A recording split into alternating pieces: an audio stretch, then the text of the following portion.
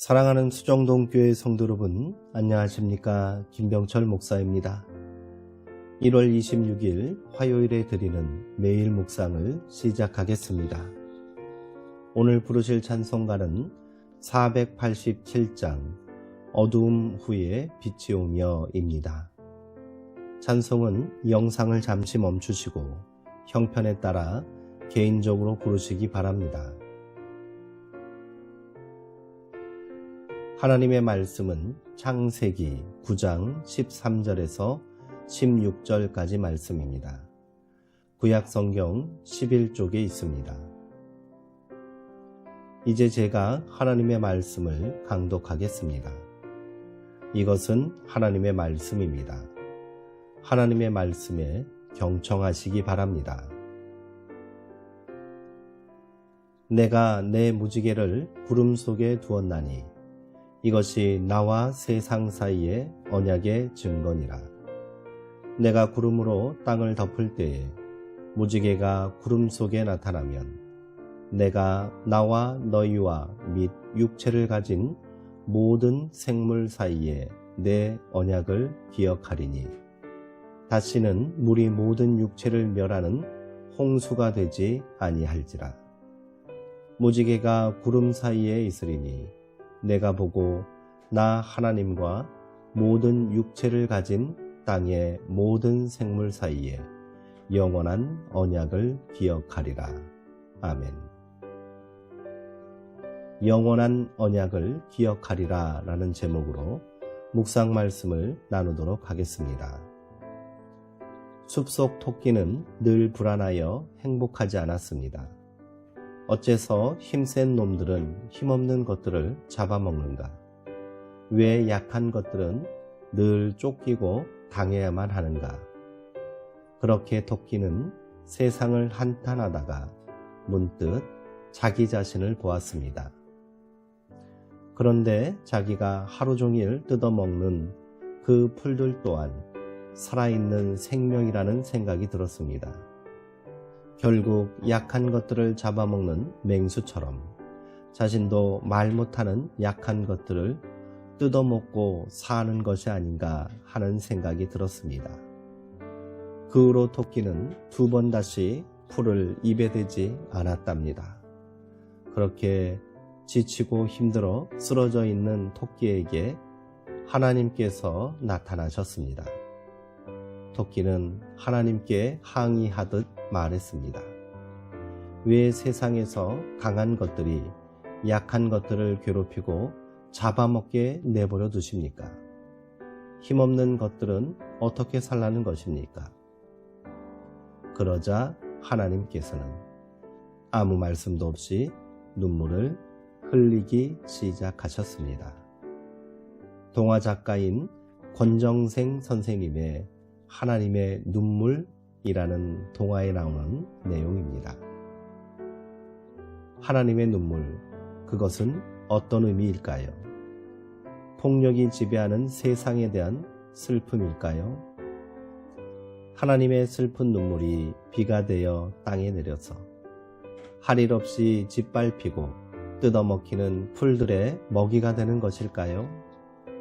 그래서 하나님의 눈물을 먹는 풀을 토끼가 먹고 토끼를 늑대가 먹고 늑대를 호랑이가 먹는 것일까요?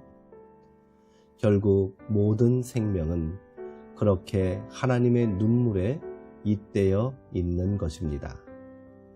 모든 먹을거리는 폭력의 전리품이 아니라 하나님의 슬픔, 그 은총의 선물일지도 모릅니다.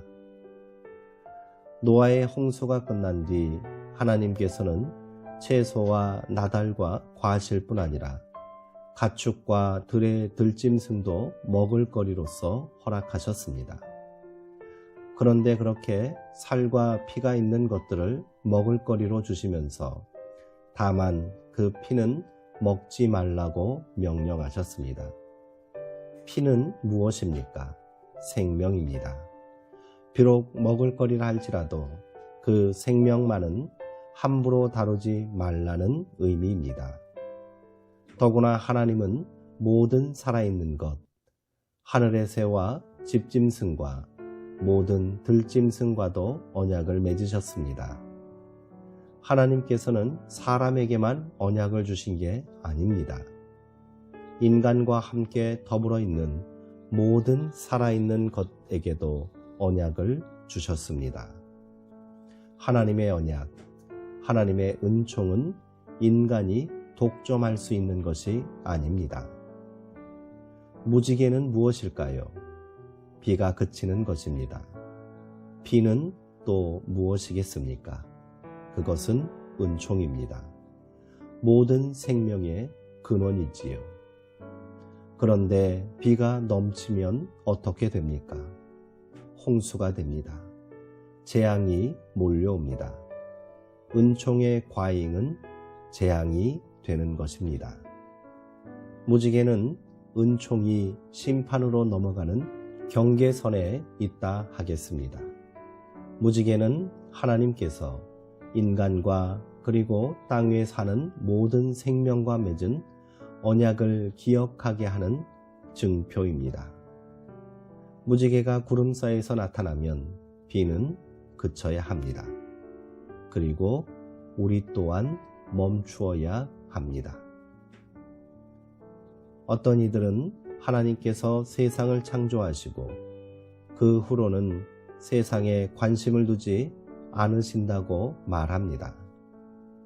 더 나아가 하나님이 더 이상 세상에 계시지 않는다고 주장하는 사람들도 있습니다. 그들은 세상이 이처럼 망가지고 악이 판을 치고 사람들이 자기 마음대로 죄악 가운데 살고 있는 것이 그 증거라고 말하지요. 그러나 과연 그럴까요?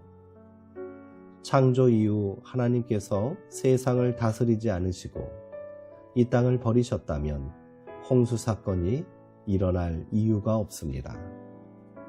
심판도 하나님의 역사입니다. 사랑이 없으면 미움도 없습니다. 관심이 없으면 화낼 일도 없는 것이지요. 그래서 성경은 심판을 창조 질서를 회복하고 하나님께서 우리와 함께 하심에 대한 증거라고 고백합니다. 오늘 우리가 겪고 있는 이 모든 어려움은 하나님께서 계시지 않기 때문이 아니라 오히려 하나님께서 여전히 역사하시고 우리와 함께 계신다는 강력한 증거입니다. 심판은 폭주하는 인간에 대한 하나님의 경고이며 모든 것이 제자리로 돌아오는 회복을 위한 진통입니다. 그렇게 지금 이 땅은 제자리로 돌아가고 있는 중입니다. 그 과정에서 우리가 겪는 고통은 하나님의 경고이지요. 그러니 지금 멈춰야 합니다. 인간이 행한 파괴의 행위를 멈춰야 하고 욕망으로 질주하던 죄악의 길을 멈춰야 합니다. 그리고 우리를 향하신 하나님의 선하시고 온전하신 뜻을 갈망해야 합니다. 때가 되면 암울하기만 한 이 고난과 절망의 끝자락에도 무지개가 떠오르게 될 줄 믿습니다. 기도하시겠습니다. 약속의 하나님, 우리 가운데 세우신 하나님의 언약은 생명과 구원의 약속임을 믿습니다. 때로는 인간의 탐욕과 죄악으로 인해 그것이 깨어지고 위태로운 것처럼 보일지라도 하나님께서는 한 번도 그 언약을 깨트리지 않으셨습니다.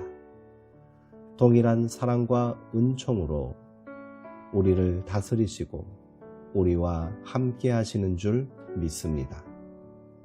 이제 이 고난이 더 큰 심판이 되지 않도록 우리가 멈추게 하옵소서.